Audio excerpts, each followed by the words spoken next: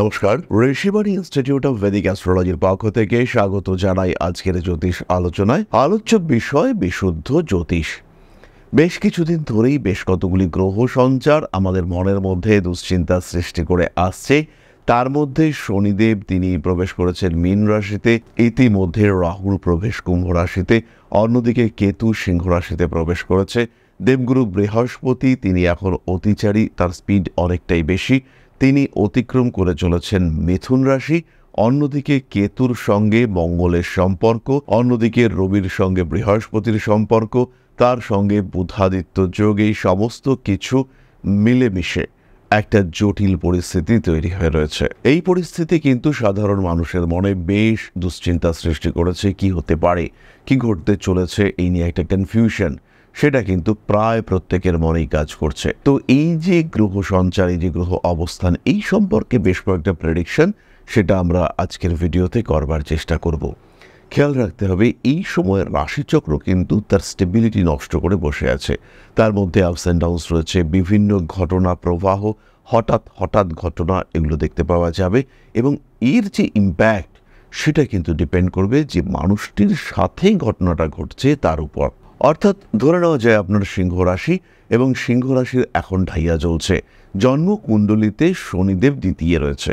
অর্থাৎ ধরে নেওয়া যেতে পারে আপনার 1979-78 এই সময়ে জন্ম, সেই সময়ে শনির অবস্থান, তার উপরে বর্তমান শনির দৃষ্টি, ফলে আপনি কিন্তু কিছুটা চাপের মধ্যেই রয়েছেন। এবং এই চাপ আসবে কোন দিক থেকে? একদম টোটালি ফিনান্সিয়াল সেক্টরে। আবার হয়তো আপনার জন্মকুণ্ডলিতে শনি দশমে রয়েছে বৃষ রাশিতে, এবং এই শনি, বর্তমান শনি, তার দৃষ্টি এবারও কিন্তু আপনার জন্মকুণ্ডলিস্থ শনির ওপর রয়েছে।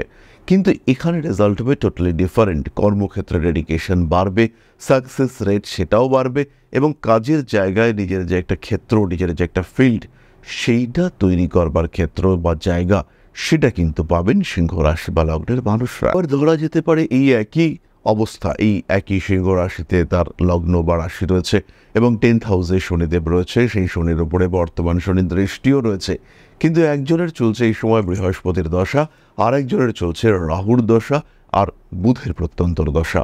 এই দ্বিতীয় ব্যক্তিটি কিন্তু ভালো রকম সমস্যায় পড়বে, কিন্তু প্রথম ব্যক্তিটির কর্মক্ষেত্রে ডেডিকেশন বাড়বে, এবং তার কর্মক্ষেত্রের যে লেভেল, তার যে স্ট্যাটাস, তার কলিগদের সঙ্গে সম্পর্ক, সেটা অনেক অনেক ভালো হতে দেখতে পাওয়া যাবে। এই অবস্থা, এই কিছুটা অস্থিতিশীল অবস্থা, সেই সময় কি হতে পারে, কি ঘটতে পারে সাধারণ মানুষের জীবনে, সেটাই আমরা খুঁজে বার করব সিংহ রাশি, সিংহ লগ্নের মানুষদের ক্ষেত্রে। সিংহ কালপুরুষের পঞ্চম রাশি, ভীষণ রেসপন্সিবল, কিন্তু একটু মাথা গরম হয়ে যাওয়ার টেন্ডেন্সি সিংহের ক্ষেত্রে রয়েছে। তা সত্ত্বেও সিংহের রেসপন্সিবিলিটি, সিংহের কর্তব্য পরায়ণতা, তার সঙ্গে সঙ্গে তার ডেডিকেশন, এই সমস্ত নিয়ে সিংহ কিন্তু শ্রেষ্ঠত্বের আসন দাবি করতে পারে। লিডারশিপ কোয়ালিটি রয়েছে তার মধ্যে, বিভিন্ন টাফ ক্রিটিক্যাল সিচুয়েশনে সে সিচুয়েশন ট্যাকল করতে পারে। এই সমস্ত গুণাবলী আমরা সিংহের ক্ষেত্রে দেখতে পাই। সিংহ রাশি বা লগ্নের মানুষদের ক্ষেত্রে কিন্তু এই সময় লগ্নের উপরে কেতু রয়েছে, তার মধ্যে মঙ্গল কেতু ধীরে ধীরে সহাবস্থানের দিকে এগিয়ে চলেছে, ক্লোজ কনজাংশন এটা হতে চলেছে মঙ্গল আর কেতুর মধ্যে। কয়েকটি বিশেষ দিকে সাবধান হতে হবে, কয়েকটি বিশেষ ক্ষেত্রে একটু সচেতন সেটা অবশ্যই হতে হবে। প্রথম বিষয়টি হলো ডিসিশন মেকিং, হঠকারী সিদ্ধান্ত, ভুল সিদ্ধান্তর সম্ভাবনা এটা ভীষণভাবে রয়েছে। দ্বিতীয় বিষয়টি হলো গুপ্ত শত্রুতার আক্রমণ, হঠাৎ করেই ঝামেলা, অশান্তি, এবং তার মধ্যে তৃতীয় কোনো ব্যক্তির অদ্ভুত একটা ইনফ্লুয়েন্স সেটা কাজ করতে পারে, এবং সেই ইনফ্লুয়েন্সের ফলে মানুষের অস্থিরতা, অশান্তি প্রবলভাবে বাড়তে পারে। গুপ্ত শত্রুরা অ্যাক্টিভ হয়ে উঠতে পারে, এবং black magic, negativity, negative energy, নজর, এই সমস্ত কিছুর ইম্প্যাক্ট কিন্তু পড়তে পারে সিংহের ওপরে। লগ্নে কেতু এবং মঙ্গল রয়েছে, তার সঙ্গে সঙ্গে শনি অষ্টমে রয়েছে, সাবধান হতেই হচ্ছে। সিংহ রাশি বা লগ্নের মানুষরা একটা সিম্পল সলিউশন ইউজ করতে পারেন। একটা কালো কার, একদম সরল একটা কালো কার কোমরে বেঁধে রাখলে আপনারা কিন্তু এই ধরনের সমস্যাগুলি, বিভিন্ন নেগেটিভিটি থেকে নিজেদেরকে ফ্রি রাখতে পারবেন। এই সময় কিন্তু সিংহ রাশি বা লগ্নের মানুষদের ভীষণভাবে মানি ম্যানেজমেন্টের দিকে নজর দিতে হবে। টাকা পয়সা রাখা, যত্ন করে রাখার প্রচেষ্টা, সেভিংসের দিকে নজর বাড়ানো, এই সমস্ত দিকে সিংহকে খেয়াল রাখতে হবে। তৃতীয় বিষয়টি হলো বাক্য। এমন কথা সিংহ বলে ফেলতে পারেন, কাছের মানুষরা আঘাতপ্রাপ্ত হতে পারে, কিংবা এমন প্রতিশ্রুতি দিয়ে ফেলতে পারেন কোনো মানুষকে যা পূরণ করাটা মারাত্মক কঠিন হতে পারে। কর্মক্ষমতা বাড়তে চলেছে সিংহ রাশি বা লগ্নের মানুষদের ক্ষেত্রে।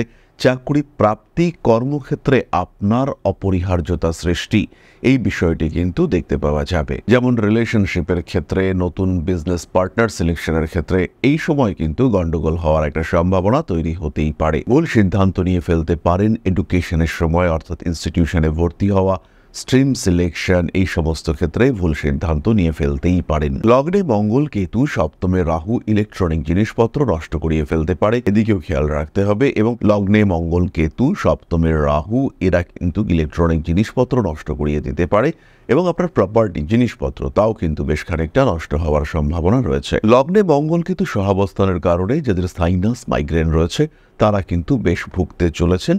এবং মজার বিষয়টা এটাই হলো, এই সময় কিন্তু একাদশে বৃহস্পতি থাকবে, তাই এই যে ভোগান্তি তার যদি আপনি ট্রিটমেন্ট করতে চান তাহলে কিন্তু পারফেক্ট ট্রিটমেন্ট আপনি পেতে চলেছেন। অর্থাৎ একদম সম্পূর্ণ সুস্থ হয়ে যাওয়ার সুযোগ, আপনার সমস্যাগুলো নির্মূল হয়ে যাওয়ার সংযোগ, সেটা কিন্তু অবশ্যই তৈরি হচ্ছে। কিছু কিছু সিংহ রাশি বা লগ্নের মানুষদের জীবনে কিছু অদ্ভুত ঘটনা ঘটতে চলেছে। যেমন কোনো একটা ভুল করে ফেললেন, মহা ভুল করে ফেললেন, কিন্তু আলটিমেটলি সেই ভুলের যে রেজাল্ট সেটা হলো ভীষণ পজিটিভ। আপনার মনে হলো একটা বাজে কাজ হয়ে গেছে, কিন্তু আলটিমেটলি দেখতে পাওয়া গেল সেই বাজে কাজটার থ্রুতে যে আউটপুট আপনি পেলেন সেটা চরম ভালো। এই সময় সিংহের অল্প বিস্তর বিলাসিতা বাড়তে দেখতে পাওয়া যাবে। অতিরিক্ত পরিশ্রম মোটামুটি অ্যাভয়েড করার চেষ্টা করতে হবে, আর খেয়াল করতে হবে বিলাসিতার কারণে যেন অর্থ ব্যয় সেটা অতিরিক্ত না হয়। অর্থভাগ্য ভালোই থাকছে, অর্থ নিয়ে বিরাট দুশ্চিন্তার কোনো কারণ নেই, কিন্তু মানি ম্যানেজমেন্ট এই জায়গায় সিংহকে কম্প্রোমাইজ করলে বা অ্যাডজাস্ট করলে মুশকিল দেখতে পাওয়া যাবে। আর নিচের অংশে আঘাতপ্রাপ্তি, ব্যথা, যন্ত্রণা ইত্যাদির সম্ভাবনা সৃষ্টি হতে পারে। মানসিক অস্থিরতা, দুশ্চিন্তা ইত্যাদি বৃদ্ধির সংযোগও দেখতে পাওয়া যায়। সিংহ রাশি বা লগ্নের মানুষ তাদের কিছু ডিসিশন সেগুলো তাদের মিসগাইডেড করতে পারে, তাই এই সময় পরিবারের মতামতকে গুরুত্ব দিতেই হবে। যাই হোক না কেন খেয়াল রাখতে হবে আপনার একাদশে বৃহস্পতি রয়েছে এবং আপনার লগ্নে যোগকারক গ্রহ মঙ্গল অবস্থান করে রয়েছে। ফলে সমস্যা যাই হোক না কেন আপনি সেখান থেকে বেরিয়ে আসতে পারছেন।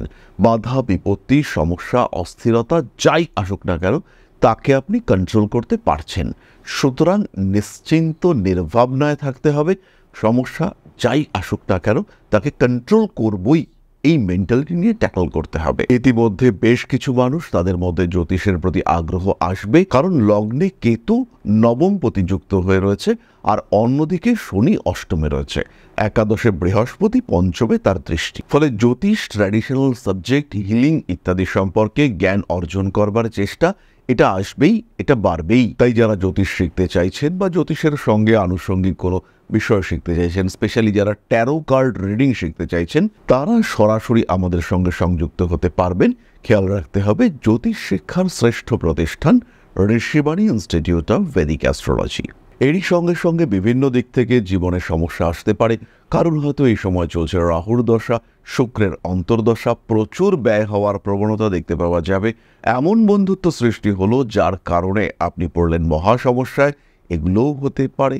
বর্তমান রাহুর দৃষ্টি যদি আপনার শুক্রের ওপরে পড়ে, রিলেশনশিপের ক্ষেত্রে গন্ডগোল পাকিয়ে ফেলতে চলেছেন আপনি। সুতরাং এরকম যদি পরিস্থিতি আসে সেই ক্ষেত্রে কিন্তু অবশ্যই নিজের জায়গাটাকে ঠিক রাখবার চেষ্টা করতে হবে এবং বাধা বিপত্তি সমস্যা যাই আসুক না কেন সেটাকে ট্যাকল করবার চেষ্টা করতে হবে। এই পর্যায়ে একজন জ্যোতিষ আপনাকে সাহায্য করতেই পারেন, তিনি আপনার পাশে দাঁড়াতে পারেন একজন আদর্শ বন্ধুর মতো। আমাদের সঙ্গেও আপনারা যোগাযোগ করতে পারেন। জীবনের বিভিন্ন সমস্যার সমাধানে একজন গাইড হিসেবে আমরা থাকতেই পারি আপনার পাশে।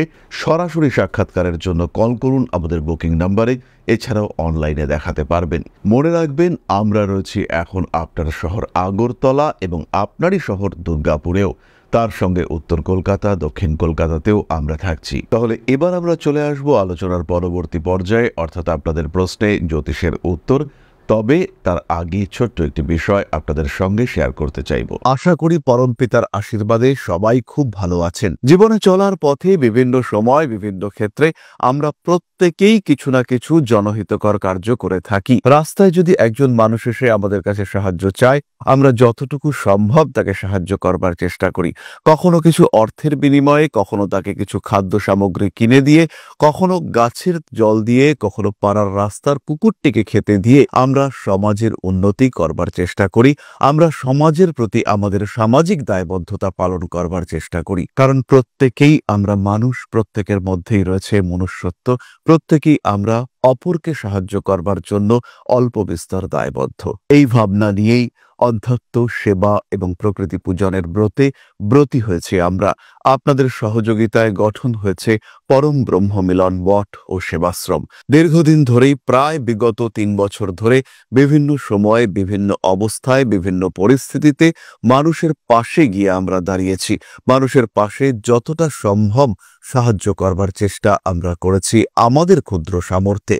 বারংবার আমরা পেয়েছি আপনাদের সাহচর্য, বারংবার আপনারা বাড়িয়ে দিয়েছেন আপনাদের সহযোগিতার হাত। তাই আরও একবার আপনাদের সামনে আজ আমি আবার এসেছি পরবর্তী কর্মসূচিকে বাস্তবায়িত করবার জন্য। বিগত দিনগুলিতে বিভিন্ন সময়ে আমরা বিভিন্ন ক্ষেত্রে ডোনেশন কর্মসূচি করেছি। আমরা শীতকালে কম্বল বিতরণ করেছি, মোজা, চটি বিতরণ করেছি, মশারি বিতরণ করেছি ডেঙ্গুর সময়, করোনার সময় খাদ্য সামগ্রী বিতরণ করেছি আমরা। তার সঙ্গে সঙ্গে ছোট ছোট শিশুদের পড়াশুনো এগিয়ে যাওয়ার জন্য সারা বছরের সমস্ত শিক্ষা উপকরণ আমরা বিতরণ করেছি। তাদের সঙ্গে আমরা সময় কাটিয়েছি। এদের শিক্ষার ক্ষেত্রে যাতে ডেভেলপমেন্ট হয়, তাই বেশ কিছু এলাকায় আমরা সম্পূর্ণ বিনামূল্য কোচিং সেন্টার পরিচালনা করছি। এবং বিশেষ বিষয়টি হলো যে প্রত্যেকটি ক্ষেত্রেই আপনারা কিন্তু প্রত্যক্ষ বা পরোক্ষভাবে আমাদের সঙ্গে আছেন।